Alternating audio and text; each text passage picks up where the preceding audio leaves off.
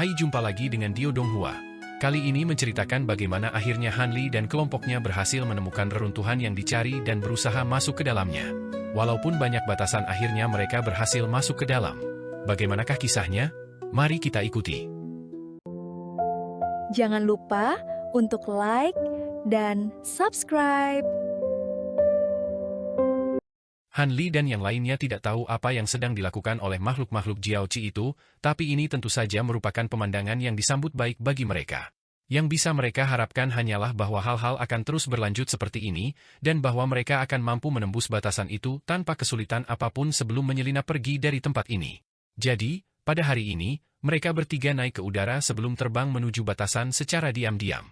Liu Shui'er menepuk gelang penyimpanannya, di mana payung kecil yang sangat cerah muncul di tangannya di tengah kilatan cahaya 5 warna. Payung itu panjangnya hanya sekitar setengah kaki, namun sangat berwarna dan menarik perhatian. Shikun tampaknya telah mengenali harta ini, dan ekspresinya sedikit berubah saat melihatnya. Liu Shui'er melemparkan payung ke udara dengan sungguh-sungguh, dan harta itu segera terbang ke udara sebagai bola cahaya spiritual 5 warna, menghilang dari pandangan hanya dalam beberapa kilatan. Beberapa saat kemudian, hamparan luas cahaya 5 warna turun dari atas, meliputi daerah sekitarnya dalam radius hampir 10 km. Di dalam cahaya, rune dengan ukuran berbeda mulai muncul sebelum menghilang lagi setelah berkedip tak menentu beberapa kali. Segera setelah itu, seluruh bentangan cahaya berangsur-angsur kabur sebelum menghilang menjadi ketiadaan. Han Li menyipitkan matanya saat dia menyapu indera spiritualnya keluar, hanya untuk itu ditolak oleh ledakan kekuatan tak terlihat segera setelah ia melakukan perjalanan ke perbatasan di mana cahaya 5 warna baru saja menghilang. Jadi, seluruh ruang ini telah dibatasi oleh payung kecil itu. Namun, itu bukanlah akhir. Cahaya spiritual melintas, dan selusin bendera formasi emas berkilauan terbang keluar dari dalam tubuh Liu Shui'er. Masing-masing dan setiap bendera itu memiliki desain yang sangat rumit dengan banyak tanda tertulis di permukaannya. Setelah terlempar ke udara, mereka semua menghilang ke ruang sekitarnya sebagai garis-garis cahaya keemasan, mengikuti selusin pilar cahaya keemasan meletus ke langit, kemudian juga menghilang dalam sekejap. Semburan fluktuasi yang sangat samar tertinggal di belakang pilar emas ini. Hanya setelah melakukan semua itu, ekspresi di wajah Liu Shui'er sedikit mereda, dan dia tersenyum ketika dia menjelaskan, payung ini adalah harta yang diberikan kepadaku oleh tuanku, dan itu dapat menyembunyikan fluktuasi tekanan spiritual yang pasti akan muncul ketika kita melanggar batasan ini. Selain itu, formasi pembatasan roh emas yang dibentuk oleh bendera formasi itu adalah formasi murni defensif yang bahkan dapat menahan serangan ras suci awal untuk sementara waktu. Kalau begitu, biarkan aku mengatur beberapa hal juga. Shikun terkekeh sebelum membuka mulutnya untuk mengeluarkan selusin bola cahaya abu-abu. Di dalam setiap bola cahaya abu-abu ada cincin abu-abu, dan ada total 13 cincin seperti itu. Semuanya berputar di sekitar Shikun, memancarkan suara mendengung samar sebelum menghilang ke udara tipis. Cincin berikat jiwa Yin. Saya tidak mengira Duan Senior akan mempercayakan Anda dengan harta yang begitu berharga, Saudara Shi, seru Liu Shui'er saat pupilnya berkontraksi secara drastis. Cincin ini tidak memiliki efek selain untuk melukai jiwa makhluk hidup, dan jika seseorang lengah, cincin ini bisa terluka parah oleh cincin ini bahkan sebagai makhluk ras suci, jadi mereka melengkapi batasanmu dengan sempurna, Peri Liu, kata Shikun dengan tenang. Liu Shui'er dengan cepat menenangkan diri saat dia berkata, dengan langkah-langkah ini, bahkan jika makhluk Jiaoqi benar-benar mencoba untuk merusak rencana kita akan dapat menahan mereka untuk sementara waktu. Pada saat ini, Han Li membelai dagunya, dan berkata, melihat kita telah menyelesaikan semua persiapan kita, mari kita mulai melanggar batasan ini segera. Untuk beberapa alasan, saya tidak dapat menghilangkan perasaan bahwa semakin lama ini, semakin berisiko semuanya. Hehe, aku pasti setuju denganmu, Kakak Han. Mari kita mulai, Peri Liu, Shikun tertawa kecil sebagai tanggapan. Melihat kalian berdua siap, saya tentu juga siap untuk melanjutkan, kata Liu Shui'er sambil tersenyum. Jadi, dia mengangkat tangan, dan bendera abu-abu kecil tiba-tiba muncul di genggamannya. Setelah diperiksa lebih dekat, orang akan menemukan bahwa ada cahaya Divine Essence Fuset samar yang memancar dari bendera. Liu Shui'er melemparkan bendera kecil di depannya, lalu membuat segel tangan saat dia mulai melantunkan sesuatu. Roda cahaya abu-abu tiba-tiba muncul di belakangnya, dan rune di tengah roda mulai berputar perlahan. Bendera abu-abu kecil segera mulai bergetar sebagai tanggapan sambil mengeluarkan suara berdengung rendah, seolah-olah beresonansi dengan roda abu-abu. Melihat Liu Shui'er telah mengaktifkan Divine Essence Fuset Light-nya, Han Li dan Shikun saling melirik sebelum juga mengikuti. Cahaya abu-abu muncul dari tubuh Shikun saat dia menggoyangkan lengan bajunya untuk menghasilkan harta karun seperti lencana. Lencana itu juga berwarna abu-abu, dan karakter kuno untuk esensi dan cahaya tertulis di kedua sisinya. Lencana itu berputar di tempat sebelum membengkak secara drastis hingga berukuran sekitar 10 kaki. Shikun kemudian segera mengulurkan tangan, menekannya ke bagian belakang lencana sambil membuka jari-jarinya. Cahaya spiritual memancar dari 5 jarinya, dan cahaya abu-abu cemerlang langsung meletus dari lencana, dan 2 karakter kuno di atasnya mulai bersinar sangat terang. Adapun Shikun sendiri, cahaya surgawi Esenfuset abu-abu melonjak di sekitar tubuhnya, menciptakan tontonan yang cukup menakjubkan untuk dilihat. Sementara itu, Han Li telah mengulurkan tangannya yang hitam pekat dari lengan bajunya, dan dia sedikit menekuk jarinya ke dalam, di mana sebuah gunung mini setinggi sekitar 1 kaki muncul tepat di tengah telapak tangannya. Ini tidak lain adalah gunung Esenfuset ekstrim miliknya. Gunung itu terbang keluar atas perintah Han Li, kemudian meluas hingga lebih dari 100 kaki dalam sekejap. Pada saat yang sama, rune perak di permukaan gunung menyala, mengirimkan lingkaran cahaya abu-abu berkembang biak keluar ke segala arah. Hampir pada saat yang sama, roda abu-abu di belakang Liu Shuir bergetar sebelum melepaskan pilar cahaya abu-abu yang mengenai bendera abu-abu yang dia panggil sebelumnya. Bendera abu-abu kecil segera dibentangkan, dan rune yang tak terhitung jumlahnya muncul di permukaannya saat pilar cahaya yang lebih tebal meletus darinya. Lencana raksasa di depan Shikun melepaskan gumpalan benang abu-abu, sementara Han Li berdiri di udara tanpa ekspresi, membuat segel tangan dengan satu tangan sambil mengarahkan jari ke gunung hitam di depannya dengan tangan lainnya. Gunung Esenfuset ekstrim berputar di tempat, dan gelombang cahaya abu-abu mulai melonjak keluar dari bagian bawahnya. 3 jenis Divine Esenfuset Light langsung digabungkan menjadi satu untuk membentuk rune raksasa yang berukuran lebih dari 100 kaki. Rune besar turun atas perintah Liu Shuir, menghilang ke dalam cahaya putih di bawah dalam sekejap, di mana terdengar bunyi gedebuk tumpul. Cahaya putih dan abu-abu terjalin sebentar, setelah itu bola cahaya putih terkoyak oleh rune abu-abu dengan mudah sebelum menghilang sebagai bintik cahaya spiritual. Namun, penghalang cahaya biru lainnya segera muncul untuk menggantikannya. Rune raksasa itu terus turun tanpa jeda, menyerang penghalang cahaya biru baru ini dengan kekuatan yang luar biasa. Pada kesempatan ini, penghalang cahaya biru tiba-tiba menghilang seolah-olah langsung dilahap. Dengan demikian, rune turun sekali lagi, hanya untuk jaring besar yang terdiri dari benang merah yang tak terhitung jumlahnya tiba-tiba muncul di bawahnya. Bahkan sebelum melakukan kontak dengan pembatasan ini, jaring merah menyala dengan cahaya spiritual sebelum melepaskan awan merah yang melayang langsung ke atas. Rune besar itu jatuh ke awan merah, dan serangkaian gemuruh guntur terdengar secara berurutan. Cahaya abu-abu terang mulai memancar dari rune besar, dan awan merah pada akhirnya dimusnahkan setelah berputar keras untuk sementara waktu. Akibatnya, semua benang merah dengan cepat menghilang seperti salju yang mencair di bawah terik matahari. Rune itu kemudian terus jatuh menuju batasan keempat. Rune abu-abu hanya sedikit tumpul dibandingkan dengan bentuk awalnya, dan Han Li agak terkejut bahwa beberapa batasan pertama dilanggar dengan mudah. Cahaya azur zenit tinggi yang paling diwaspadai semua orang bahkan tampaknya tidak menentang rune abu-abu raksasa karena telah menemui kutukan keberadaannya dalam bentuk Divine Esenfuset Light. Inilah mengapa mereka mampu menembus beberapa batasan pertama dengan begitu mudah. Dalam apa yang tampak seperti sekejap mata, rune abu-abu besar telah menabrak 9 batasan bentuk yang berbeda. Namun, pada titik ini, rune itu tampaknya telah menghabiskan hampir semua kekuatannya, dan mengikuti ratapan kesedihan yang rendah, retakan tipis yang tak terhitung jumlahnya muncul di permukaannya, seolah-olah itu tidak akan pecah kapan saja. Tunggu apa lagi? Bersiaplah untuk serangan terakhir. Liu Shuir mengeluarkan teriakan keras saat roda cahaya abu-abu di belakangnya terbang ke depan, menghilang ke dalam rune yang retak sebagai pilar cahaya abu-abu yang tebal. Semua retakan pada rune langsung disegel sebagai hasilnya, dan itu mulai memancarkan cahaya abu-abu cemerlang lagi saat terus turun dengan cara yang tak terbendung. Han Li dan Shikun juga beraksi pada saat ini. Yang pertama mengarahkan jarinya ke gunung hitam di depannya, mengirimkannya jatuh ke bawah dengan kekuatan yang menghancurkan, sementara yang terakhir dengan lembut meletakkan tangan ke lencana raksasanya, di mana harta itu meluncur ke bawah seperti panah besar. Keduanya turun dari atas sebagai 2 bola raksasa cahaya abu-abu, jatuh dengan cepat seperti sepasang bintang jatuh abu-abu. Pembatasan ke-10 terdiri dari lapisan pasir kuning, dan rune abu-abu goyah segera setelah bersentuhan dengan batasan ini. Melalui penggunaan kemampuan mata rohnya, Han Li dapat melihat bahwa cahaya azur zenit tinggi, yang sebelumnya telah ditekan oleh cahaya inti surgawi, mulai muncul kembali di area terdekat. Itu akhirnya mulai menunjukkan kekuatannya lagi setelah rune raksasa yang dibentuk oleh Divine Esenfuset Light telah sangat lemah. Proyeksi tipis yang nyaris tak terlihat yang tak terhitung jumlahnya menebas di udara, dan rune raksasa itu hancur berkeping-keping di tengah bunyi gedebuk yang tumpul. Akibatnya, cahaya abu-abu melonjak ke segala arah, secara paksa menghancurkan sebagian besar proyeksi transparan yang dibentuk oleh cahaya azur zenit tinggi. Tepat pada saat ini, lencana raksasa dan gunung hitam juga tiba.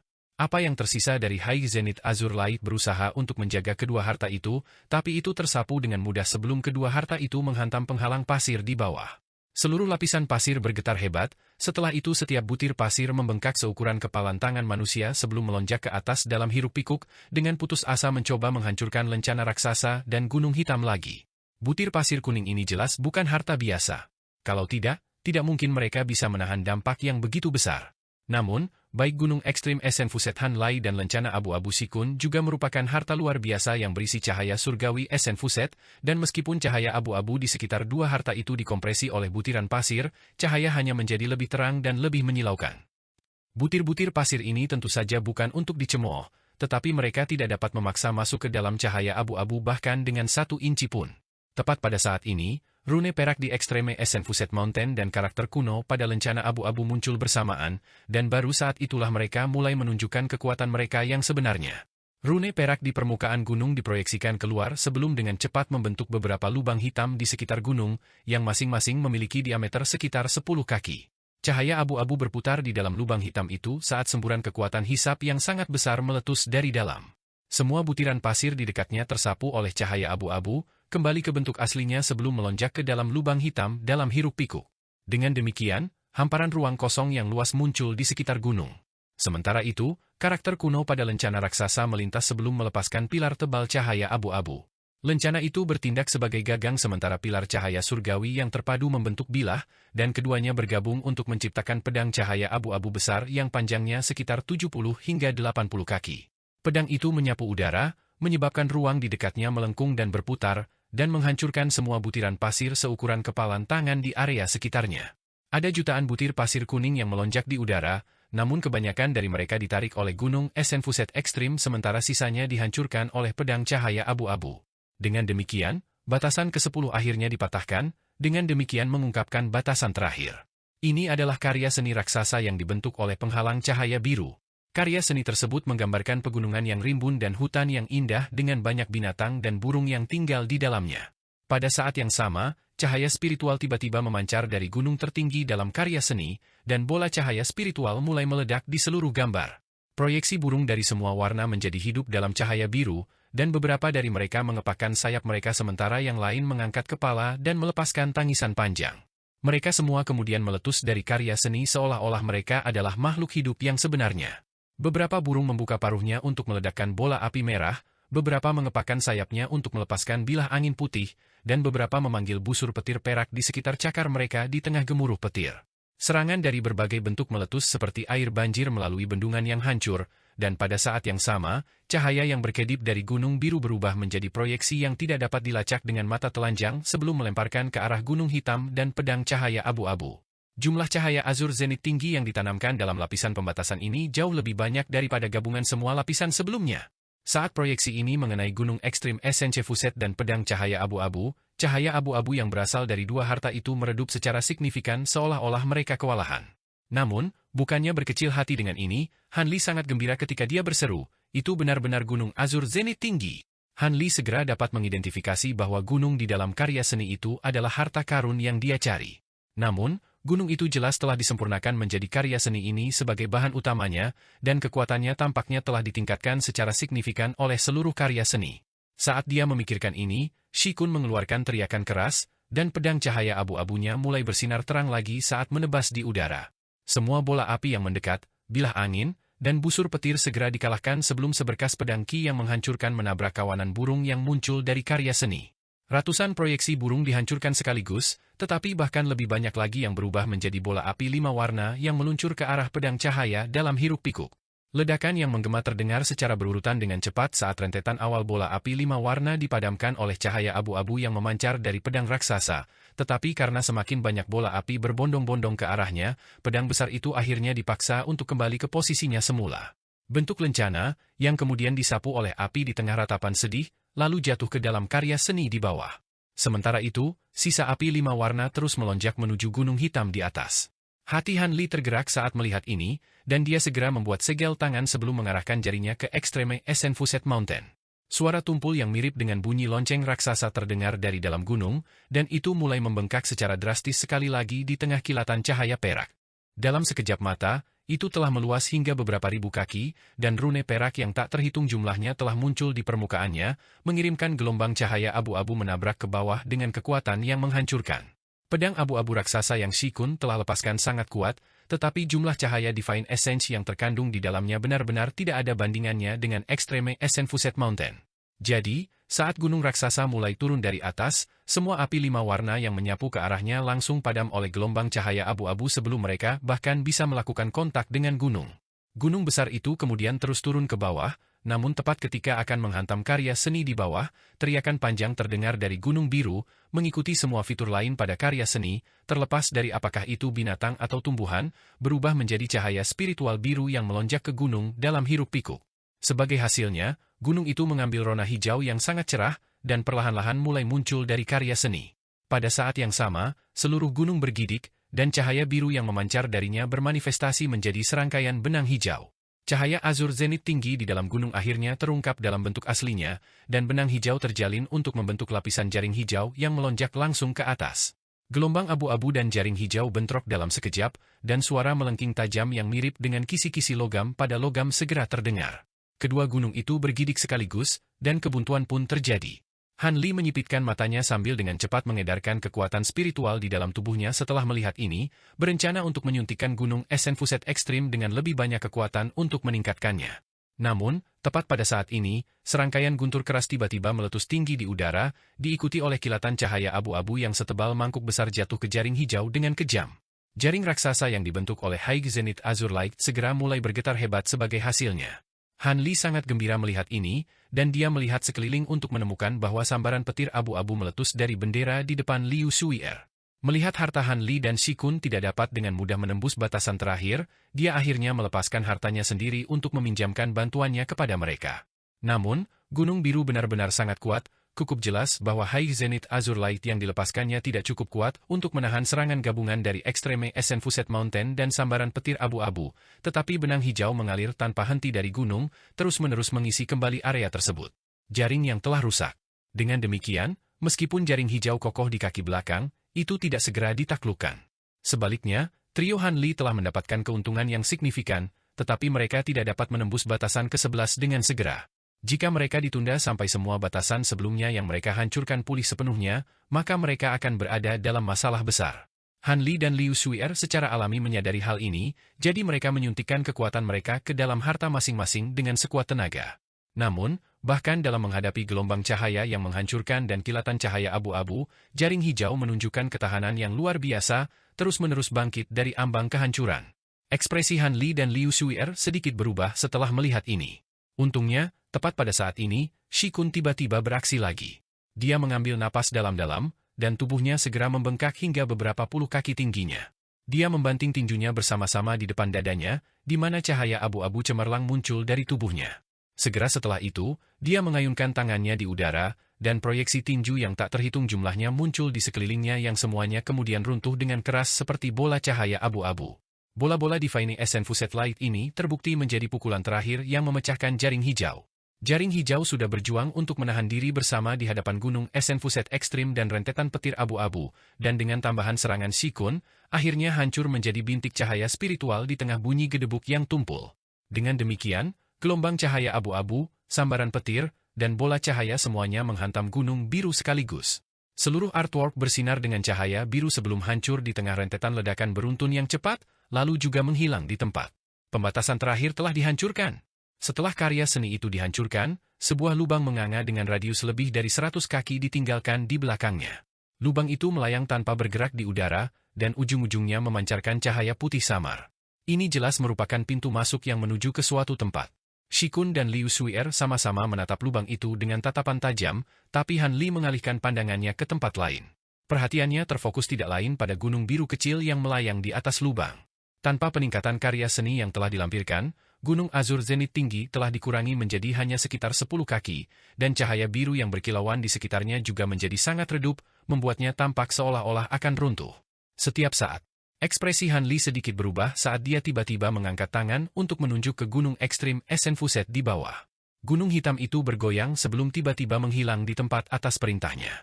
Detik berikutnya, fluktuasi spasial meletus di udara di atas gunung biru kecil, setelah itu gunung Esenfuset ekstrim yang sangat besar muncul kembali.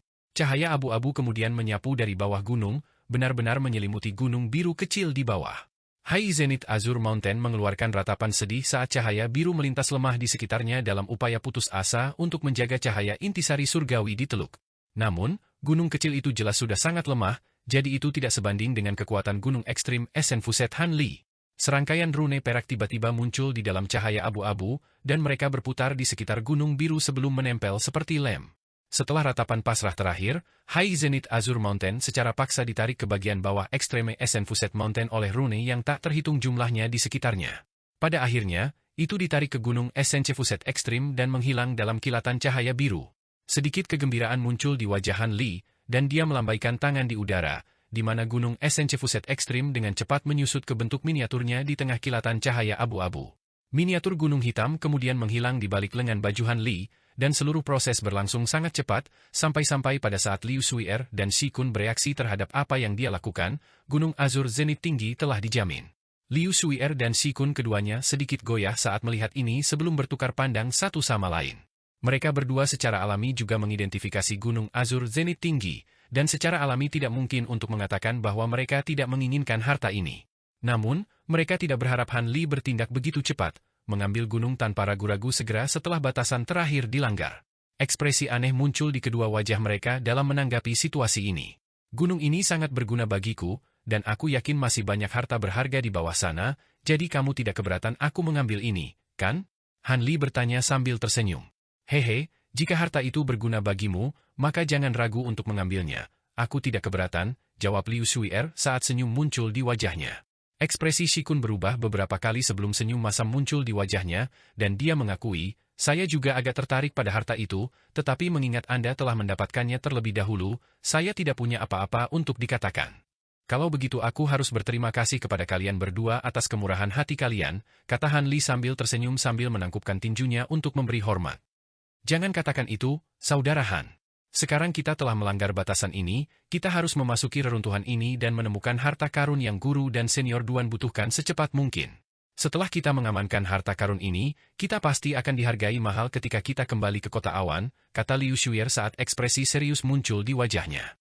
Setelah itu, dia menyimpan bendera abu-abunya sebelum terbang ke lubang di bawah sebagai seberkas cahaya biru. Shikun juga buru-buru mengikutinya sebagai bola cahaya kuning.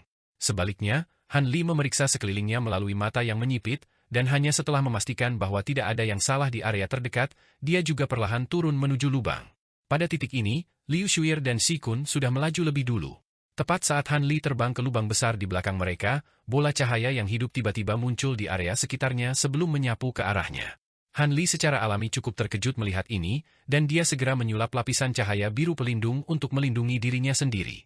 Namun, bola cahaya yang hidup itu kemudian goyah sebelum berubah menjadi rune dengan ukuran berbeda, dan mereka berputar di sekitar Hanli sebelum membentuk formasi cahaya 5 warna kecil. Hanli mendapati dirinya berada di tengah-tengah formasi, dan suara mendengung samar terdengar saat ledakan fluktuasi spasial meletus di sekelilingnya. Alih-alih menjadi lebih khawatir dengan perkembangan ini, ekspresi Hanli sedikit mereda, dan dia menggenggam tangannya di belakang punggungnya, tidak menunjukkan niat untuk menghancurkan formasi cahaya ini. Detik berikutnya, cahaya spiritual 5 warna yang terang meletus, dan Hanli dilanda pusing sementara sekelilingnya kabur, dan dia tiba-tiba menghilang di tempat. Detik berikutnya, Hanli membuka matanya untuk menemukan bahwa dia berada di platform yang tinggi.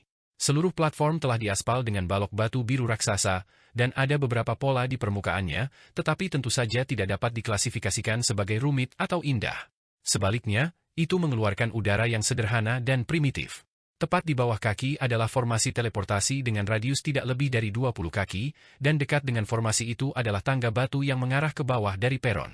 Hanli hanya melihat sekilas formasi teleportasi dan platform batu sebelum mengarahkan pandangannya ke daerah sekitarnya.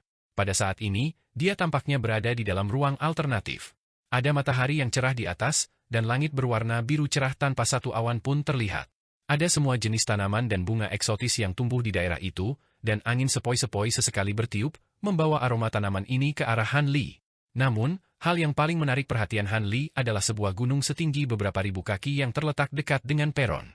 Gunung itu tidak terlalu tinggi, tetapi menyebar hampir 10 km, dan medannya cukup luar biasa.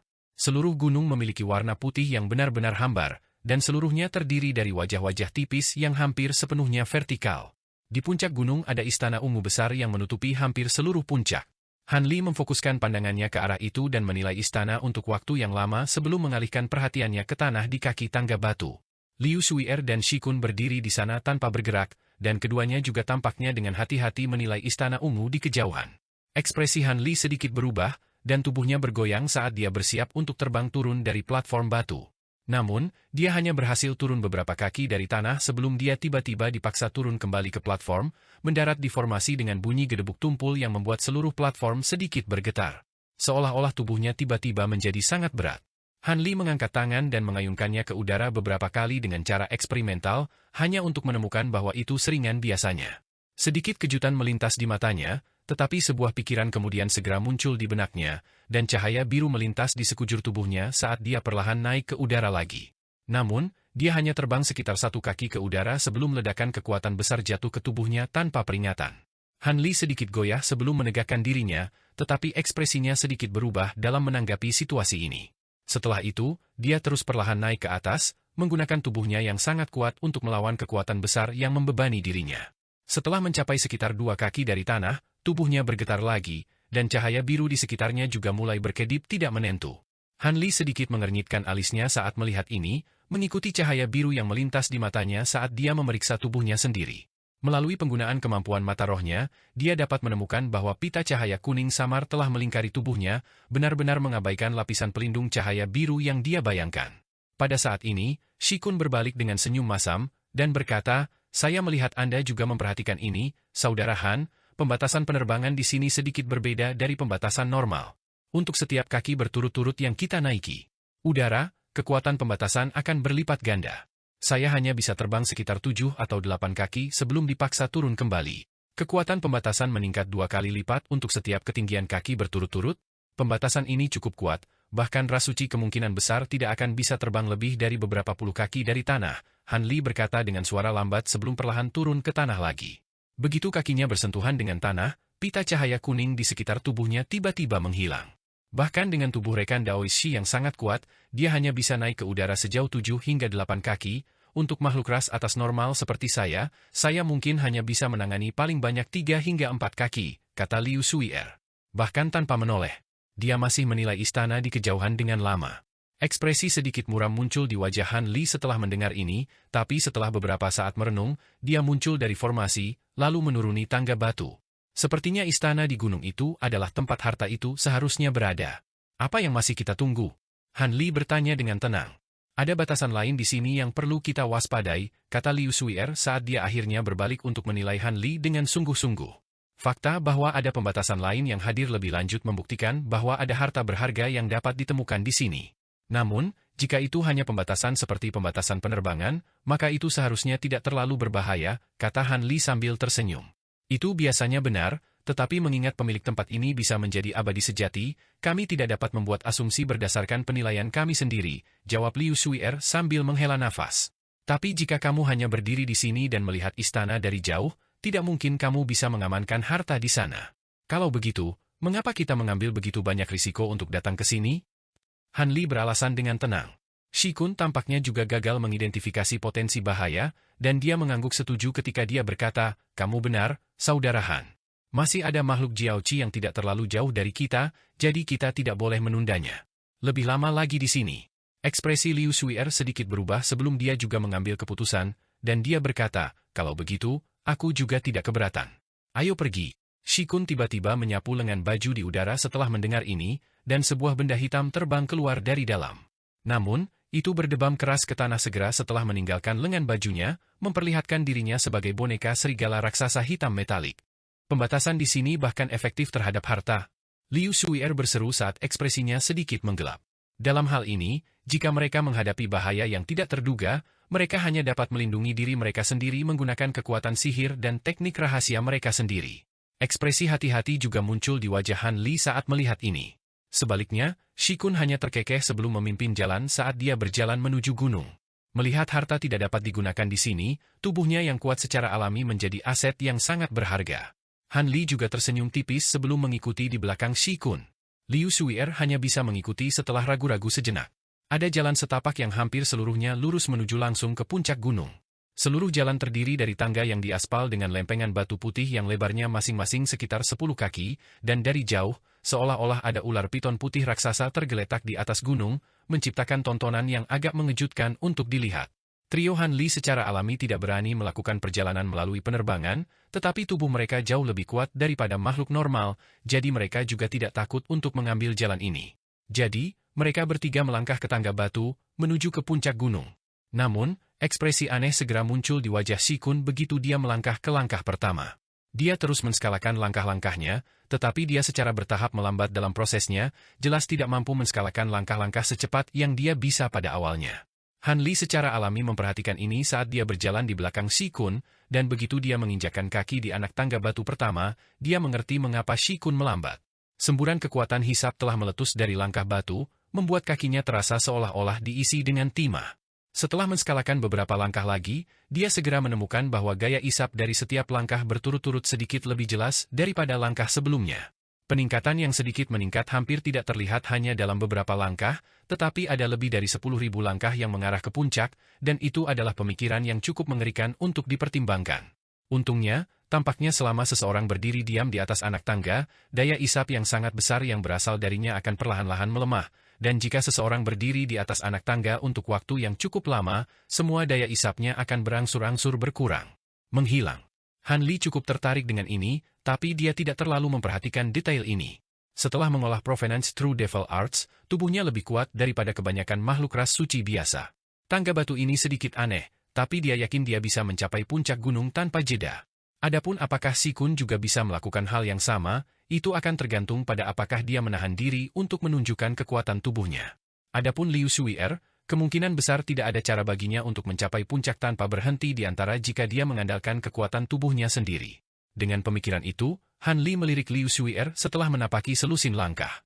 Dengan demikian, dia menemukan bahwa dia masih berada di tangga batu pertama, tampaknya sedang memikirkan sesuatu secara mendalam. Namun, cukup terlihat dari ekspresi wajahnya bahwa dia merasa sangat frustrasi dan marah. Cukup jelas bahwa dia juga telah mengidentifikasi situasinya, itulah sebabnya dia tampak sangat marah. Meskipun mereka bertiga tidak menyetujui hal ini sebelumnya, cukup jelas bahwa siapapun yang mencapai istana lebih dulu akan bisa mendapatkan harta karun di sana terlebih dahulu. Karena itu, kemungkinan besar Shikun dan Han Li telah mengambil semua harta di istana pada saat dia tiba. Namun, Liu Shui'er tidak sepenuhnya tidak berdaya dalam situasi seperti ini. Setelah jeda singkat untuk kontemplasi, dia membalik tangan untuk menghasilkan beberapa jimat dengan warna berbeda. Yang satu berwarna kuning, yang lain berwarna perak, dan yang terakhir berwarna merah tua. 3 suara tergagap terdengar secara berurutan saat dia menempelkan jimat ini untuk dirinya sendiri. 3 bola cahaya dengan warna berbeda kemudian meletus dari jimat sebelum menghilang ke tubuhnya dalam sekejap. Segera setelah itu, cahaya spiritual kuning, perak, dan merah muncul di sekitar tubuhnya, melepaskan tekanan spiritual yang menakjubkan dalam prosesnya. Tampaknya ketiga jimat ini semuanya mampu meningkatkan tubuh fisik seseorang, dan setelah menerapkannya pada dirinya sendiri, Liu Shui'er terus mendaki tangga tanpa penundaan lebih lanjut. Han Li menyaksikan ini dari atas, tetapi tidak menunjukkan reaksi sebagai tanggapan. Jimat bantuan sangat menarik, tetapi mereka sama sekali tidak berguna bagi pembudidaya tingkat tinggi seperti mereka. Para pembudidaya yang berfokus pada budidaya kekuatan sihir mereka secara alami tidak akan tertarik pada jimat yang dapat meningkatkan tubuh fisik mereka, dan mereka juga tidak akan menggunakan jimat seperti itu dalam pertempuran. Adapun makhluk yang berspesialisasi dalam mengolah tubuh mereka, jimat ini juga sebagian besar berlebihan. Bagaimanapun, pembudidaya penyempurnaan tubuh telah memanfaatkan banyak potensi laten dari tubuh fisik mereka, jadi jimat seperti itu tidak akan memberikan peningkatan yang signifikan. Untuk pembudidaya penyempurnaan tubuh, bahkan jimat bantuan tingkat tinggi yang paling langka hanya akan mampu meningkatkan tubuh mereka paling banyak 10% hingga 20%. Dengan demikian, terlepas dari berapa banyak jimat bantuan yang digunakan seorang pembudidaya normal, tubuh mereka masih akan jauh lebih rendah kekuatannya dibandingkan dengan pembudidaya penyempurnaan tubuh. Han Li sendiri cukup mahir dalam seni jimat, jadi dia secara alami sangat menyadari hal ini.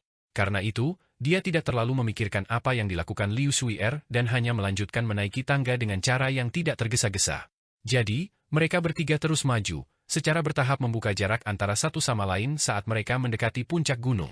Awalnya, ketika kekuatan pembatas dari tangga batu menjadi semakin jelas, Liu Shu'er dan Shi Kun hanya memaksakan diri untuk melanjutkan, meskipun mengetahui bahwa mereka akan dapat mengeluarkan lebih sedikit usaha jika mereka berhenti sejenak pada setiap langkah. Namun, kondisi Han Li sangat berbeda dibandingkan dengan kedua temannya. Shi Kun masih memimpin jalan, menaiki tangga batu dengan kecepatan tetap, tapi dia jelas bernapas lebih berat dan keringat mulai muncul di dahinya. Han Li terletak di tengah, dan kulitnya mulai mengambil rona emas samar, tetapi ekspresinya tetap sama sekali tidak berubah, tidak menunjukkan tanda-tanda ketegangan apapun. Adapun Liu Shu'er, lapisan cahaya putih di wajahnya membuat tidak mungkin bagi siapapun untuk mengumpulkan ekspresinya, tapi dia melambat pada tingkat yang nyata. Setelah menaiki sekitar sepertiga dari tangga, tubuhnya akan bergetar dengan setiap langkah yang dia ambil, dan cahaya spiritual tiga warna di sekitarnya juga berfluktuasi tidak menentu dalam kecerahan, tampak seolah-olah mereka dapat padam setiap saat. Cukup jelas bahwa bahkan dengan peningkatan jimatnya, dia tidak akan bisa mempertahankan ini lebih lama lagi.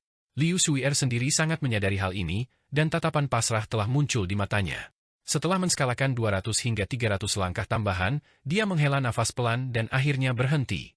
Han Li tidak berbalik untuk melihatnya, tapi dia bisa mendeteksi ini melalui penggunaan indera spiritualnya. Ekspresinya sedikit berubah sebagai tanggapan, tetapi dia tidak menunjukkan tanda-tanda berhenti sama sekali. Setelah itu, Shi Kun dan Han Li terus mendaki lebih dari 1000 anak tangga, di mana mereka akhirnya tiba di tanda setengah dari seluruh jalur gunung. Keringat sudah membanjiri wajah Shi Kun, dan dengan setiap langkah berturut-turut yang dia ambil, tanah di bawahnya sedikit bergetar sementara cahaya kuning di sekitar tubuhnya berkedip tidak menentu, dengan jelas menunjukkan bahwa ini menjadi sangat sulit baginya. Sepanjang proses ini, dia juga menggunakan indera spiritualnya untuk memeriksa Han Li. Pada saat ini, selain fakta bahwa cahaya keemasan di sekitar tubuhnya bersinar lebih terang dari sebelumnya, ekspresi dan langkahnya tetap sama persis dengan saat dia pertama kali menginjakan kaki di jalan ini, seolah-olah dia tidak terpengaruh oleh pembatasan di bawah kaki sama sekali.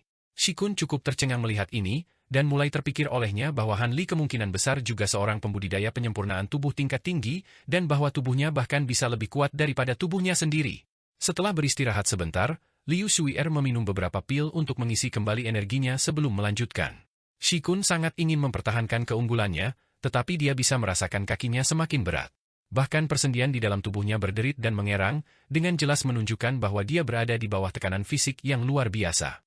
Dengan demikian, Shi Kun mulai melambat secara signifikan sementara Han Li mempertahankan kecepatannya.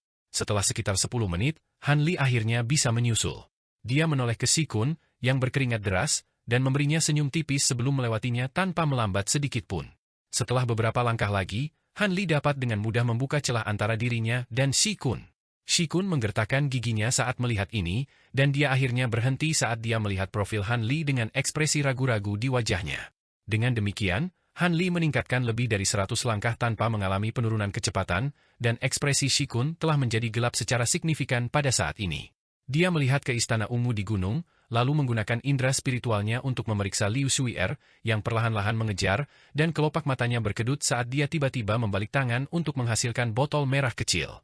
Seluruh vial berwarna merah tembus cahaya, dan ada beberapa jimat mini sepanjang beberapa inci yang terpampang di permukaannya, memberikan penampilan yang agak misterius. Shi Kun menghembuskan napas ke arah botol di tangannya, mengeluarkan semburan cahaya kuning yang melepaskan jimat yang ditempelkan ke botol. Bunyi tumpul segera terdengar saat jimat ini menghilang ke udara tipis sebagai bola api dengan warna berbeda. Segera setelah jimat dilepas, tutup botol segera terbang dengan sendirinya. Seberkas cahaya crimson kemudian melesat keluar dari dalam, dan pil crimson bisa dilihat di dalam seberkas cahaya. Shi Kun sudah bersiap untuk ini sebelumnya, dan dia segera menghirup dengan sekuat tenaga, menciptakan ledakan kekuatan hisap yang menarik pil ke dalam mulutnya, lalu turun ke tenggorokannya dan masuk ke perutnya. Pil itu larut hampir seketika, membentuk semburan panas terik yang menjalar langsung ke dantian dan meridiannya. Meskipun Han Li dengan cepat maju ke depan, dia secara alami memperhatikan apa yang dilakukan Shi Kun, dan hatinya sedikit bergetar sebagai tanggapan. Setelah meminum pil, rona merah yang tidak wajar muncul di wajah Shi Kun, diikuti dengan sisa kulit abu-abunya yang juga menjadi merah seperti darah. Pada saat yang sama, seluruh tubuhnya mulai memancarkan panas terik seperti tungku, dan cahaya spiritual kuning di sekitarnya juga diwarnai dengan sedikit warna merah. Segera setelah itu, dia menangis pelan, dan urat tebal tiba-tiba mulai menonjol di dahinya sementara lehernya menebal lebih dari 2 kali lipat. Tubuhnya kemudian membengkak drastis hingga sekitar 40 hingga 50 kaki tingginya. Mengikuti peningkatan ukurannya yang dramatis, Shi Kun melangkah maju tanpa ragu-ragu, menskalakan 2 langkah dengan 1 serangan. Dengan demikian, Shikun melakukan perjalanan sedikit lebih cepat daripada ketika dia pertama kali mulai mendaki jalur gunung, dan dia perlahan-lahan menutup celah antara dirinya dan Han Li. Ekspresi Han Li sedikit berubah setelah melihat ini. Shikun jelas telah menggunakan semacam teknik rahasia yang membahayakan tubuhnya dengan imbalan peningkatan kekuatan sementara yang tajam. Kalau tidak, dia tidak akan menunggu begitu lama sebelum menggunakan metode ini. Dengan pemikiran itu, Han Li segera mengambil napas dalam-dalam sebelum membuat segel tangan dengan satu tangan. Cahaya keemasan di sekitar tubuhnya langsung menjadi cerah secara signifikan, dan sisik emas muncul di kulitnya. Setelah itu, Han Li meletakkan tangan di belakang kepalanya sendiri, setelah itu semburan cahaya keemasan meletus dari belakangnya untuk membentuk proyeksi emas dengan 3 kepala dan 6 lengan. Begitu proyeksi emas muncul, itu turun ke arah Han Li, menghilang ke dalam tubuhnya di tengah kilatan cahaya keemasan. Tiba-tiba, baju zirah yang sedikit buram yang terbuat dari cahaya keemasan muncul di sekitar tubuh Han Li. Hasilnya, Han Li mampu berakselerasi lebih jauh, dengan demikian mempertahankan keunggulan yang dimilikinya atas Shikun. Shikun dan Liu Shui'er secara alami tercengang melihat ini. Keduanya telah menarik semua pemberhentian, dan mereka hanya bisa mempertahankan kecepatan mereka saat ini. Namun, setelah baju zirah emas itu muncul di atas tubuh Han Li, dia mampu menaiki tangga dengan kecepatan yang luar biasa. Dia tidak benar-benar berlari menaiki tangga, tetapi dia tampaknya melayang ringan dari langkah ke langkah tanpa terpengaruh oleh batasan sama sekali. Shikun dikejutkan oleh perasaan mendesak yang mendesak saat melihat ini, tetapi dia hanya bisa melihat saat Han Li terus memperlebar jarak di antara mereka. Setelah beberapa saat, Han Li telah memperbesar keunggulannya atas Shikun hingga mendekati 500 langkah, di mana Shikun tidak lagi mampu mempertahankan kecepatannya saat ini dan terpaksa melambat lagi. Namun, pada kesempatan ini, tidak hanya dia berkeringat deras, semburan kabut putih naik dari tubuhnya seolah-olah dia benar-benar berubah menjadi tungku hidup, menciptakan pemandangan yang sangat menakjubkan untuk dilihat. Pada saat yang sama, Han Li juga akhirnya mulai sedikit melambat, menunjukkan bahwa dia juga berjuang menghadapi kekuatan hisab besar yang meletus dari tangga batu. Pada saat ini, Han Li hanya berjarak sekitar 200 hingga 300 langkah dari puncak, tetapi dia cukup frustrasi saat mengetahui bahwa peningkatan daya isap secara bertahap dengan setiap langkah berturut-turut yang diambil jauh lebih banyak daripada sebelumnya. Meskipun dia memiliki tubuh menakutkan yang bahkan lebih kuat dari rata-rata ras suci, dia juga mulai berjuang. Setelah meningkatkan lebih dari 100 langkah lagi, dia sudah melambat menjadi merangkak figuratif, dan dia harus memantapkan dirinya di setiap langkah sebelum membuat yang berikutnya. Pada titik ini, Shikun dan Liu Shui'er sudah berhenti, dan mereka hanya bisa melihat saat Han Li mendekati puncak gunung. Akhirnya, setelah mencapai selusin langkah terakhir, kekuatan hisap yang sangat besar menjadi tak tertahankan bahkan untuk Han Li, dan baju besi emas di sekujur tubuhnya bergetar tak terkendali, tampak seolah-olah bisa pecah kapan saja. Dengan demikian, Han Li terpaksa berhenti untuk pertama kalinya dengan puncak hampir dalam jangkauan. Hanya setelah kekuatan hisap dari langkah saat ini telah melemah ke tingkat tertentu dia mengambil langkah lain, hanya untuk dipaksa berhenti lagi sebelum melanjutkan. Dengan demikian, selusin langkah terakhir membawa Han Li mendekati 10 menit untuk menskala. Begitu dia menginjakan kaki ke puncak gunung, kekuatan hisap dari tangga batu benar-benar menghilang, dan tubuhnya menjadi seringan bulu, membuatnya merasa seolah-olah dia bisa terbang bahkan tanpa menggunakan kekuatan sihir apapun. Setelah menghela napas lega, baju zirah emas yang kabur di sekujur tubuhnya menghilang dalam sekejap. Dia berbalik untuk menemukan bahwa Shikun masih beberapa ratus langkah lagi, menatap Han Li dengan ekspresi sedih sambil terengah-engah. Adapun Liu Shui'er, dia masih lebih dari 2000 langkah jauhnya, dan dari sudut pandang Han Li, dia hanya titik hitam kecil di kejauhan.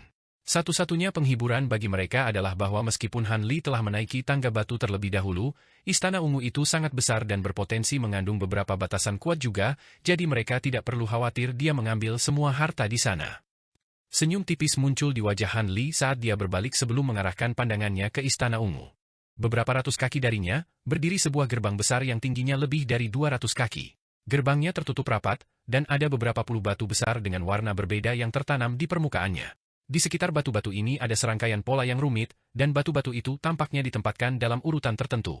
Setelah melirik gerbang istana dengan hati-hati, dia terkejut menemukan bahwa semua batu seukuran kepalan tangan yang tertanam di gerbang istana adalah batu roh kelas atas yang jelas-jelas lebih murni daripada batu roh kelas atas di alam roh. Han Li mendecakkan lidahnya dengan heran saat dia mengalihkan pandangannya ke dinding ungu di samping gerbang. Dindingnya dibangun dari bahan yang tidak dapat diidentifikasi, dan tingginya hanya sekitar 50 hingga 60 kaki. Namun, mereka memancarkan cahaya aneh, dan ada rune perak dengan ukuran berbeda yang diukir di permukaannya. Han Li segera dapat mengidentifikasi rune itu sebagai teks perak miring. Jadi tempat ini benar-benar dibangun oleh seorang abadi sejati. Han Li tampaknya cukup tenang di luar, tetapi ada tatapan panas di matanya saat dia menilai istana. Dia memiliki beberapa harta yang luar biasa dan telah menemukan semua jenis peluang ajaib selama perjalanan kultivasinya, tetapi pemikiran untuk dapat menjelajahi istana yang ditinggalkan oleh seorang abadi sejati masih memenuhi dirinya dengan kegembiraan yang tak tertahankan. Tidak heran Cai Liwing dan Duan Tianren yakin bahwa ada pil di sana yang dapat membantu mereka menembus kemacetan ras suci mereka. Mempertimbangkan betapa kuatnya keabadian sejati yang tak terduga, itu secara alami tugas sederhana bagi mereka untuk memperbaiki pil yang bisa sangat bermanfaat bagi makhluk dari alam yang lebih rendah. Han Li menarik napas dalam-dalam untuk menenangkan dirinya sebelum mengarahkan pandangannya ke arah dinding istana ungu lagi. Tiba-tiba, dia mengangkat tangan dan mengarahkan jarinya ke atas, di mana busur kilat keemasan melesat di tengah gemuruh guntur, meluncur ke udara di atas tembok istana. Pergantian peristiwa yang aneh segera terungkap. Tampaknya tidak ada apa-apa selain udara kosong di atas dinding istana, tetapi segera setelah busur emas petir menyambar ruang kosong, ledakan musik surgawi yang menyenangkan tiba-tiba terdengar, diikuti dengan cahaya ungu yang menyala, dan kilat keemasan menghilang seperti istana pasir saat air pasang. Alis Han Li sedikit berkerut setelah melihat ini, dan bahkan setelah segera mengaktifkan mata roh penglihatannya, dia masih tidak dapat mengidentifikasi apa yang istimewa dari cahaya ungu itu. Dia kemudian mencoba menggunakan indera spiritualnya untuk menilai situasi, hanya untuk itu ditolak oleh ledakan kekuatan tak terlihat segera setelah mencapai dekat dengan tembok istana, sehingga membuatnya mustahil untuk mendeteksi apa yang ada di dalam tembok itu. Setelah menghela nafas pelan, Han Li menyerah untuk mencoba menyeberangi tembok istana dan mengarahkan pandangannya ke arah gerbang lagi. Dibandingkan dengan menantang batasan misterius di dinding istana, itu jelas merupakan pilihan yang jauh lebih aman untuk mencoba dan masuk melalui gerbang. Namun, meskipun dia tidak bisa merasakan ada yang salah hanya dengan melihat gerbang istana, dia secara alami tidak akan mencoba dan membukanya sendiri. Setelah jeda singkat, Han Li menepuk gelang penyimpanan di pergelangan tangannya, di mana bola cahaya biru segera keluar dari dalam sebelum jatuh dengan keras ke tanah. Ini adalah boneka kera raksasa yang tingginya sekitar 20 kaki, dan tergeletak di tanah, jelas sangat terpengaruh oleh pembatasan penerbangan. Han Li mengangkat alis setelah melihat ini, lalu membuat segel tangan sebelum menunjuk boneka itu dengan sikap acuh tak acuh. Boneka kera raksasa itu perlahan bangkit atas perintahnya, lalu berbalik tanpa ekspresi sebelum berjalan menuju gerbang istana. Sementara itu, Han Li berdiri diam di tempat, menilai boneka itu dengan saksama melalui mata yang menyipit. Setelah tiba di depan gerbang istana, boneka kera raksasa itu mengangkat tangannya tanpa ragu-ragu sebelum menekannya ke gerbang besar itu. Cahaya biru memancar tak menentu di sekitar tubuh boneka itu, diikuti dengan pintu gerbang yang perlahan didorong terbuka. Han Li cukup terkejut melihat ini, dan dia sangat gembira, tetapi juga tidak percaya. Bagaimana bisa gerbang istana dibuka begitu mudah? Dengan mengingat hal itu, dia dengan paksa menekan kebingungan dan ketidaksabaran di hatinya saat dia buru-buru mengalihkan pandangannya keluar pintu masuk. Karena itu, dia disambut oleh pemandangan alun-alun yang seluruhnya dilapisi dengan ubin biru dan dipagari oleh struktur batu giok putih yang tembus cahaya. Di ujung lain alun-alun adalah istana utama tinggi yang juga berwarna ungu. Dari kejauhan, Han Li juga bisa melihat bahwa ada juga 3 istana sampingan di dekat istana utama, yang masing-masing hanya berukuran sekitar sepertiga dari ukuran istana utama. Istana samping ini terletak dalam formasi segitiga dengan istana utama di tengah. Selain itu, ada juga beberapa bangunan pendek dan paviliun di belakang istana utama, dan tempat ini tampaknya mencakup area yang cukup luas. Setelah ragu-ragu sebentar, dia mengirimkan instruksi kepada boneka itu menggunakan indera spiritualnya, yang dengannya boneka itu masuk ke istana melalui gerbang utama. Han Li juga perlahan mengikuti di belakangnya. Setelah beberapa saat, dia menemukan dirinya di sisi lain gerbang kota, dan dia dengan cepat tiba di salah satu sudut alun-alun. Alun-alun tampaknya berukuran sekitar 5.000 hingga 6.000 kaki, dan boneka kera raksasa itu terus maju atas perintah Han Li, bersiap untuk melewati langsung alun-alun dalam perjalanan ke istana utama di depan. Han Li terus mengikuti di belakang boneka itu, menjaga jarak sekitar 200 kaki darinya jika terjadi kecelakaan tak terduga. Namun, ekspresi aneh segera muncul di wajah Han Li. Ini hanya sebuah alun-alun yang berukuran beberapa ribu kaki, namun bahkan setelah berjalan begitu lama, boneka itu masih belum sampai ke tengah alun-alun. Ini adalah formasi ilusi. Mata Han Li menyipit saat dia memerintahkan boneka itu untuk berhenti, lalu berbalik untuk mengalihkan pandangannya ke belakang. Dalam pikirannya, dia sudah berjalan sekitar 3.000 hingga 4.000 kaki, namun dia tampaknya hanya berjarak lebih dari 100 kaki dari sudut alun-alun tempat dia memulai. Han Li sedikit terkejut melihat ini, dan cahaya biru segera melintas di matanya saat dia mengarahkan pandangannya ke seluruh alun-alun. Namun, bahkan setelah menggunakan kemampuan mata rohnya, dia tidak dapat mendeteksi sesuatu yang salah. Ekspresi Han Li sedikit berubah setelah melihat ini. Ini adalah pertama kalinya kemampuan mata rohnya gagal untuk melihat melalui formasi ilusi, tetapi dengan mempertimbangkan fakta bahwa pembatasan ini kemungkinan besar telah dibuat oleh seorang abadi sejati, perkembangan ini sebenarnya tidak terlalu mengejutkan. Meski begitu, Han Li tidak berniat menyerah begitu saja. Setelah mengambil napas dalam-dalam, dia mulai mengedarkan semua kekuatan sihir di seluruh tubuhnya, lalu mengarahkannya ke dahinya. Bola ki hitam segera muncul di depan glabelanya, setelah itu mata iblis ketiga muncul dalam sekejap. Ini tidak lain adalah mata penghancur hukum yang telah dipelihara Han Li selama beberapa abad. Han Li telah memiliki mata ketiga ini sejak dia kembali ke dunia manusia, dan setelah bertahun-tahun berlalu, mata itu telah mengembangkan beberapa kemampuan luar biasa. Meskipun keahlian mata ini terletak pada kemampuan spasial, ia juga memiliki beberapa kemampuan yang secara khusus dapat menargetkan teknik ilusi dan jenis pembatasan lainnya, tetapi efek dari kemampuan itu secara alami tidak sekuat yang dimiliki mata roh penglihatan terangnya. Setelah tiba di benua guntur, Han Li secara tidak sengaja menemukan saat berkultivasi dalam pengasingan bahwa mata roh penglihatan terang dan mata penghancur hukumnya dapat digabungkan untuk melepaskan kemampuan baru yang jauh lebih unggul dari kemampuan apapun yang dimiliki oleh salah satu rohnya. Mata kesurupan. Meskipun kemampuan ini cukup kuat, itu membutuhkan pengeluaran kekuatan sihir yang cukup besar untuk dilepaskan, dan ini adalah pertama kalinya Han Li menggunakannya dalam pengaturan praktis. Namun, mengingat kembali adegan yang terjadi terakhir kali dia mencoba kemampuan ini, dia cukup yakin bahwa itu akan mampu menembus formasi ilusi yang dia masuki. Karena itu, dia segera mulai melantunkan sesuatu, dan cahaya biru di matanya secara bertahap menjadi semakin jelas. Pada saat yang sama, cahaya hitam mulai berputar di dalam mata penghancur hukumnya, membuatnya tampak seolah-olah ada permata hitam berkilauan yang bersarang di dahinya. Tiba-tiba, dua garis cahaya biru dan pilar cahaya hitam melesat keluar dari ketiga mata rohnya secara bersamaan, dan mereka bergabung menjadi satu untuk membentuk bola cahaya hitam dan biru. Ini adalah bola cahaya seukuran kepalan tangan tembus pandang dengan eksterior biru dan pusat hitam, membuatnya tampak seperti bola mata besar. Rusak! Han Li segera menyapu lengan baju ke arah bola cahaya, dan semburan cahaya biru melonjak dari dalam sebelum menghilang ke dalam bola cahaya dalam sekejap. Cahaya spiritual melintas dari permukaan bola cahaya, diikuti dengan rune hitam dan biru dengan ukuran berbeda yang muncul sebelum dengan cepat berputar di udara. Tiba-tiba, benang cahaya hitam dan biru yang tak terhitung jumlahnya melesat keluar dari bola cahaya, terbang ke segala arah. Benang-benang cahaya ini sangat tipis dan bergerak dengan kecepatan yang mencengangkan, menyebar ke seluruh alun-alun dalam sekejap mata sebelum membentuk jaring hitam dan biru besar yang mencakup keseluruhan alun-alun di bawahnya. Detik berikutnya, benturan keras terdengar dari seluruh alun-alun saat bola cahaya dengan warna berbeda meledak di bawah jaring besar.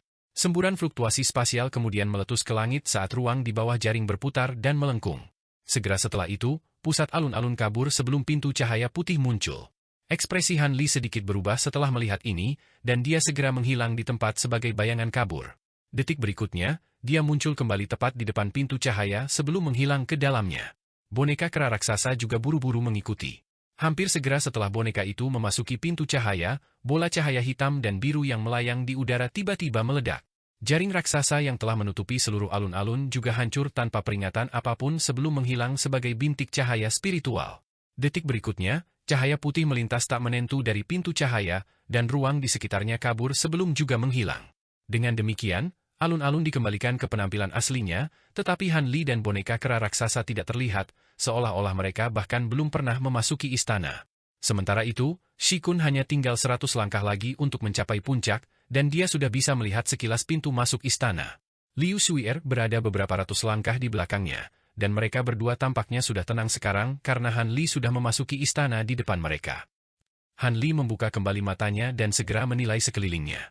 Setelah muncul dari pintu cahaya, dia mendapati dirinya berada tepat di depan istana utama.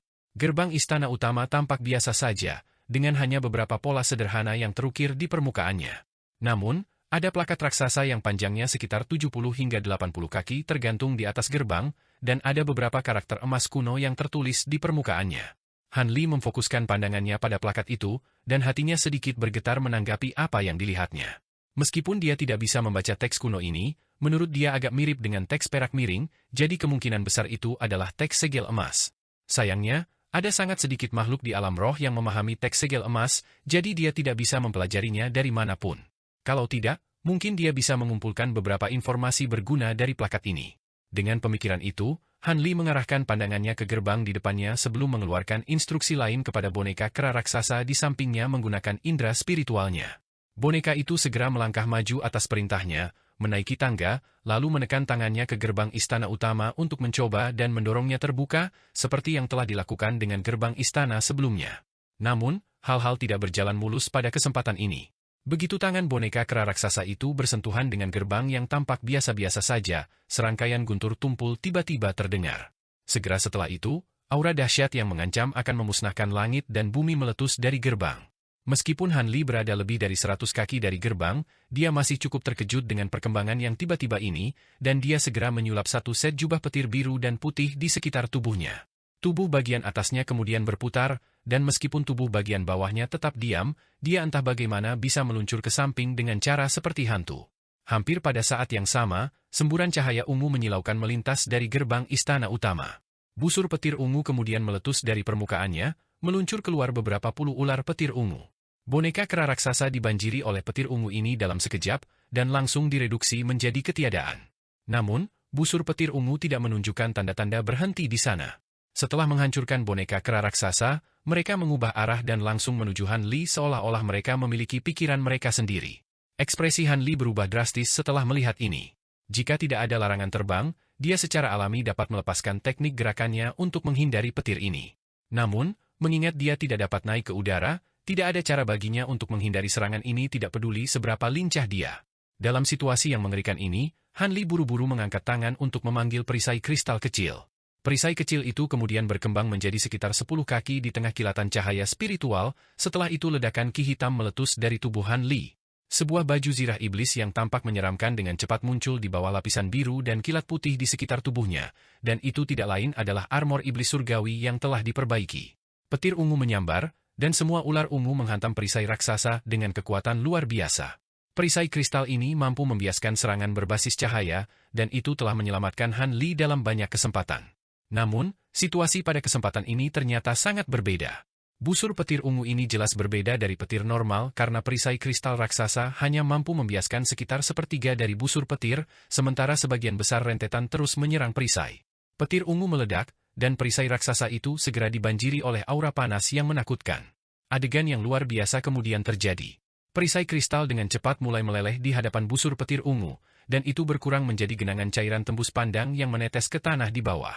Han Li cukup tercengang melihat ini, dan dia segera membuat segel tangan, di mana jubah petir di sekitar tubuhnya meletus sebagai jaring petir biru dan putih yang terjalin dengan petir ungu.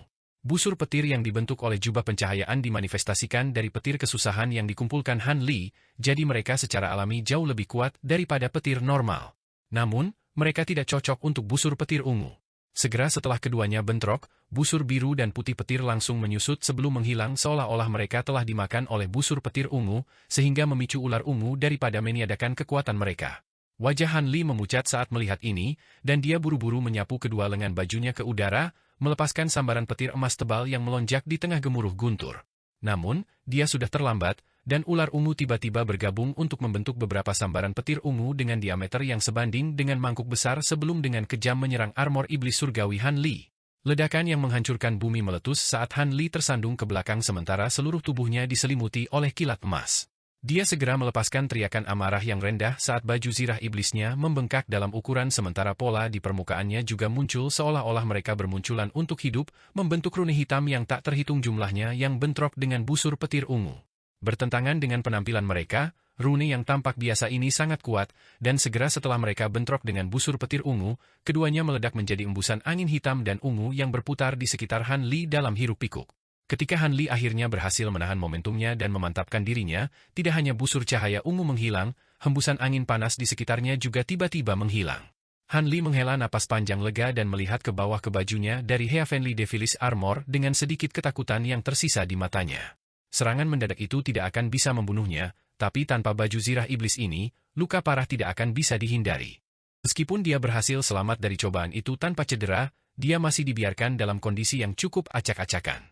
Han Li menghela nafas samar saat dia melihat genangan cairan bening di tanah dengan ekspresi sedih. Perisai kristal jelas telah sepenuhnya dan benar-benar hancur, jadi tidak ada cara baginya untuk memperbaikinya. Setelah itu, Han Li mengarahkan pandangannya ke gerbang istana utama dengan tenang, dan tatapan ragu-ragu muncul di matanya. Untuk pembatasan yang begitu kuat untuk ditempatkan di gerbang ini dengan jelas menunjukkan bahwa harus ada harta di sana yang sangat dijunjung tinggi oleh pemilik abadi sejati dari tempat ini. Bahkan jika dia bisa melanggar batasan yang menakutkan seperti itu, pasti akan membutuhkan waktu lama untuk melakukannya, dan jika Shikun dan Liu Suier sampai di sini selama waktu itu, semua usahanya berpotensi menguntungkan mereka. Karena itu, tidak layak baginya untuk bertahan dengan istana utama ini. Setelah mengambil keputusan, Han Li segera berbalik tanpa ragu-ragu dan berjalan di sepanjang jalan terdekat menuju sisi istana terdekat. Bahkan jika pembatasan juga telah ditetapkan di istana sampingan ini, mereka pasti tidak akan seseram yang ada di istana utama, jadi ada kemungkinan besar dia bisa menghancurkannya dalam waktu singkat. Saat dia melakukan perjalanan dengan cepat menuju istana samping, dia menyapu lengan baju di udara, dan bola cahaya biru terbang keluar dari dalam saat dia memanggil boneka kera raksasa lainnya. Setelah mempelajari pelajarannya dari terakhir kali, Han Li memanggil boneka ini sangat dekat ke tanah sehingga tidak terlalu terpengaruh oleh pembatasan penerbangan. Dengan demikian, boneka kedua mendarat dengan mulus sebelum melewati Han Li saat ia bergegas menuju istana samping. Han Li mengikuti di belakangnya dengan sikap tanpa ekspresi, dan tidak ada lagi kecelakaan yang terjadi di sepanjang jalan saat mereka berdua tiba dengan selamat di depan istana samping. Terlepas dari kenyataan bahwa istana samping ini hanya berukuran sekitar sepertiga dari ukuran istana utama, keduanya benar-benar identik dalam penampilan. Tampaknya itu hanya versi istana utama yang diperkecil, dan ada juga sebuah plakat di atas gerbang dengan teks segel emas tertulis di atasnya. Kelopak mata Han Li berkedut tanpa sadar saat melihat gerbang yang tampak biasa, dan setelah jeda singkat, dia mundur sampai sekitar 400 kaki jauhnya dari gerbang sebelum akhirnya berhenti. Setelah itu, dia mengangkat tangan untuk menghasilkan beberapa jimat, yang semuanya dengan cepat dia tempelkan ke tubuhnya sendiri. Beberapa lapisan cahaya spiritual pelindung dengan warna berbeda langsung muncul secara berurutan. Segera setelah itu, Han Li membuat segel tangan dengan masing-masing tangannya, dan kilat emas mulai menyambar di kedua lengan bajunya. Setelah mengadopsi semua tindakan defensif ini, Han Li mengirimkan instruksi ke boneka menggunakan indera spiritualnya dengan ekspresi muram di wajahnya. Boneka kera raksasa itu segera melangkah maju, mengangkat tangannya sebelum menekan tangannya ke gerbang di depannya. Han Li memandang dengan napas tertahan, hanya untuk gerbang perlahan didorong terbuka tanpa hambatan. Tampaknya tidak ada batasan yang ditempatkan di gerbang ini.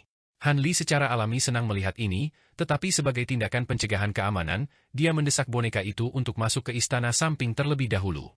Dengan demikian, boneka kera raksasa itu masuk ke dalam istana dan tidak ada kecelakaan yang terjadi. Baru saat itulah Han Li menghela nafas lega saat lapisan pelindung cahaya spiritual di sekitar tubuhnya menghilang dalam sekejap. Pada saat yang sama, dia dengan cepat mengepalkan tinjunya, dan kilat emas di lengan bajunya juga menghilang tanpa suara. Setelah itu, dia dengan cepat berjalan ke istana samping. Setelah tiba di istana samping, boneka kera raksasa sudah berdiri di samping pintu masuk dengan cara yang sama sekali tidak bergerak. Han Li dengan cepat mengarahkan pandangannya ke sekeliling istana, dan sedikit kejutan muncul di wajahnya sebagai tanggapan atas apa yang dilihatnya. Di tengah istana ada meja raksasa yang putih bersih seperti batu giok, dan sebuah kuil ungu berkilauan berdiri di atas meja, di dalamnya ada patung dewa yang kabur dan tidak jelas. Di seberang patung ada ratusan futon kuning, dan di atasnya, ada pembakar dupa biru yang ditempatkan di masing-masing dari 4 sudut istana. Aroma cendana yang samar tercium ke seluruh ruangan. Tempat itu tampaknya adalah kuil Buddha. Daerah itu tidak kecil. Bahkan ada sebuah gerbang kecil di kedua sisinya, masing-masing merupakan jalan menuju area yang berbeda. Han Li dengan cepat menyapu pandangannya melewati aula besar dan akhirnya melihat 2 baris lemari kayu. Lemari kayu berwarna putih seperti salju dan samar-samar melepaskan benang ki yang dingin. Mereka dibuat dari kayu salju yang terkenal di seluruh alam roh. Kayunya adalah bahan yang ideal untuk memurnikan harta karun yang dikaitkan dengan es, tetapi di sini kayu itu digunakan sebagai bahan untuk lemari biasa. Ini sangat boros, membuat Han Li terdiam. Lemari itu memiliki selusin alat berbagai warna yang diletakkan di atasnya. Dari kejauhan, dia bisa melihat tongkat kerajaan, mangkuk sedekah, lonceng kecil, dan barang-barang lainnya. Han Li menyipitkan matanya dan indera spiritualnya menyapu benda-benda itu. Setelah beberapa saat terkejut, kegembiraan terpancar dari wajahnya. Alat-alat itu memiliki ki spiritual yang menakjubkan, masing-masing dari mereka adalah harta setengah jadi kelas atas.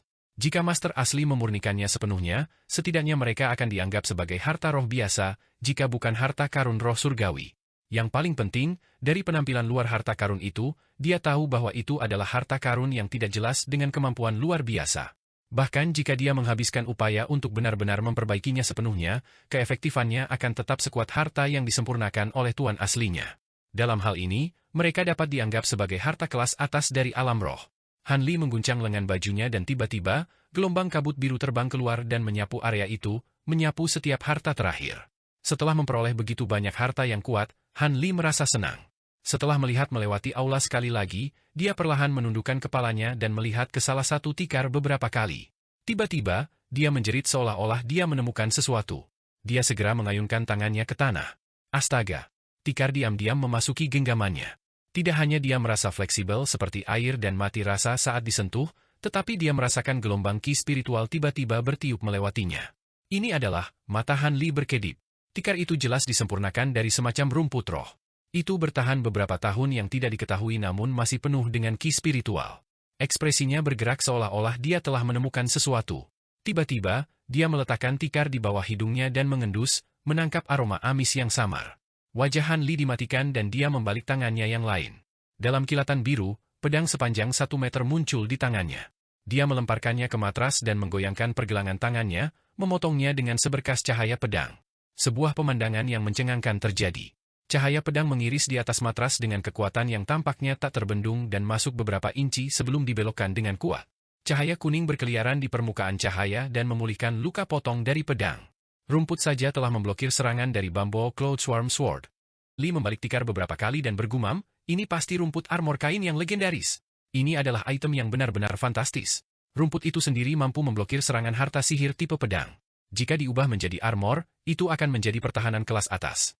Sangat disayangkan bahwa itu sangat rentan terhadap serangan yang dikaitkan dengan api. Ini benar-benar kediaman immortal. Mereka menggunakan bahan yang sangat penting seperti tikar belaka. Karena dia menemukan nilai tikar, dia secara alami tidak akan meninggalkannya di sana. Dia segera mengulurkan telapak tangan hitam pekat dari lengan bajunya dan dia dengan santai menggenggam ke tanah. Gelombang cahaya abu-abu segera bergulir di atasnya. Saat cahaya abu-abu berkedip, ratusan tikar diam-diam menghilang dari tanah, menyapu bersih seluruh aula. Ketika indera spiritualnya menyapu kantong penyimpanan dan melihat tikar tersusun rapi, dia mengangguk puas. Karena rumput telah lama punah di alam roh, tikar saja membuat perjalanan itu berharga. Dengan pemikiran itu, Han Li menghela nafas panjang dan menarik napas dalam-dalam. Entah kenapa, dia merasakan aroma cendana sepertinya semakin pekat. Kayu cendana! Dia tiba-tiba menoleh dan matanya berbinar saat dia dengan cepat melihat ke pembakar dupa di sudut ruangan. Tongkat dupa di tungku terbakar setengah dan warnanya kuning samar. Tidak diketahui berapa lama itu ditempatkan di sana. Alis Han Li bergerak dan dia mengambil langkah besar menuju sudut. Tetapi sebelum dia tiba, dia sudah melihat pembakar dupa dengan indera spiritualnya dan segera mengerutkan kening. Anehnya, pembakar dupa itu terbuat dari perunggu biasa. Itu tidak bisa dianggap sebagai alat ajaib.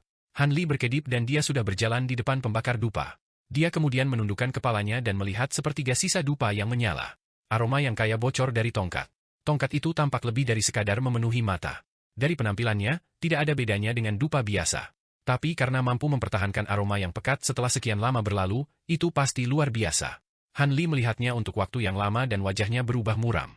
Dia mengangkat tangannya dan mengulurkan tangan untuk memadamkan dupa yang menyala, tetapi sebelum dia menyentuhnya, cahaya spiritual melintas dan lapisan cahaya biru melilit jari-jarinya.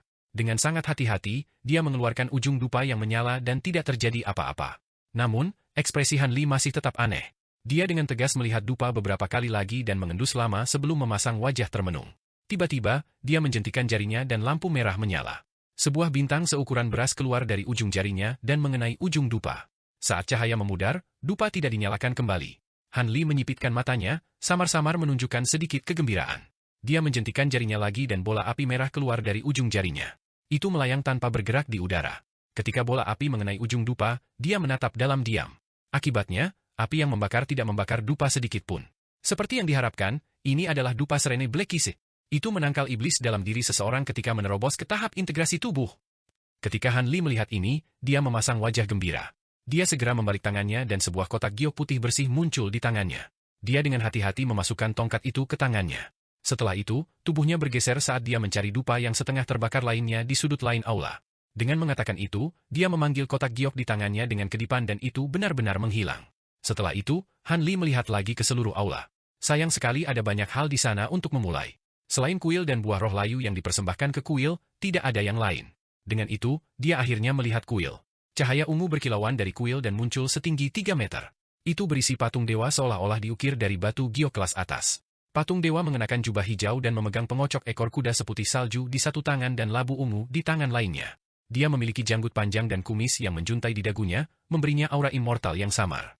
Namun, Han Li hanya melihat patung dewa untuk beberapa saat lagi, dan dia tidak bisa tidak mengungkapkan keterkejutannya. Dia tiba-tiba menemukan bahwa tidak peduli berapa lama dia menatap wajah patung itu, dia hanya bisa melihat kabut cahaya hijau yang berkilauan di depannya. Dia tidak bisa melihat penampilan sebenarnya dari patung itu. Tiba-tiba, dia menyipitkan matanya dan cahaya biru segera bersinar dari mereka. Dia kemudian dengan paksa mengintip ke wajah patung dewa itu. Itu memang berpengaruh. Dia secara bertahap melihat melalui kabut cahaya hijau yang menutupi wajah patung itu dan melihatnya menipis. Suasana hatinya menyala dan tatapannya menjadi terfokus, ingin melihat wajah patung dewa itu. Tapi sebelum dia bisa melihat detail jarinya, suara surgawi dan nyanyian Buddhis terdengar di benaknya. Saat telinganya berdering, seluruh indera spiritualnya menjadi kacau.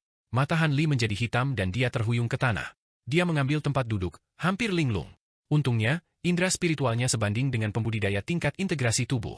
Setelah buru-buru mengedarkan seni pengembangan besar ke seluruh tubuhnya, dia akhirnya mendapatkan kembali kejernihan pikirannya dan berdiri kembali. Setelah menegakkan dirinya, dia melihat lagi patung dewa dengan bingung. Patung dewa itu sangat aneh, bahkan mengingat tahap kultivasinya saat ini, dia tidak dapat melihat penampilan aslinya. Patung itu sendiri adalah harta karun besar dari kekuatan yang tak terukur. Sejak diabadikan, patung itu pasti meniru sosok penting bahkan di alam abadi sejati. Patung dewa adalah objek yang sangat dalam. Bahkan beberapa individu yang sangat kuat di alam roh, mendapat dukungan dari patung dewa untuk memanifestasikan jiwa utama atau fragmen jiwa dari dewa yang jaraknya tak terduga. Meskipun belum pernah terdengar tentang seorang abadi dari alam abadi sejati untuk menggunakan metode seperti itu untuk turun ke alam roh, mengambil patung dewa ini pasti tidak bijaksana jika itu benar-benar dimodelkan setelah seorang tokoh penting dari alam abadi sejati. Ekspresi Han Li goyah untuk waktu yang lama sebelum akhirnya dia menarik napas dalam-dalam. Setelah dengan paksa menekan keinginannya, dia memalingkan muka dari kuil dan ke pintu di samping. Tubuhnya bergerak dan dia berjalan tanpa ragu-ragu lagi. Dan dengan perintah mental, boneka kera besar mengikutinya. Segera, yang tersisa di aula hanyalah satu-satunya kuil. Pada saat itu, Han Li sudah berjalan melewati lorong dan tiba di depan selusin kamar samping. Kamar-kamarnya tidak tampak sangat besar dan di sana semuanya tampak identik.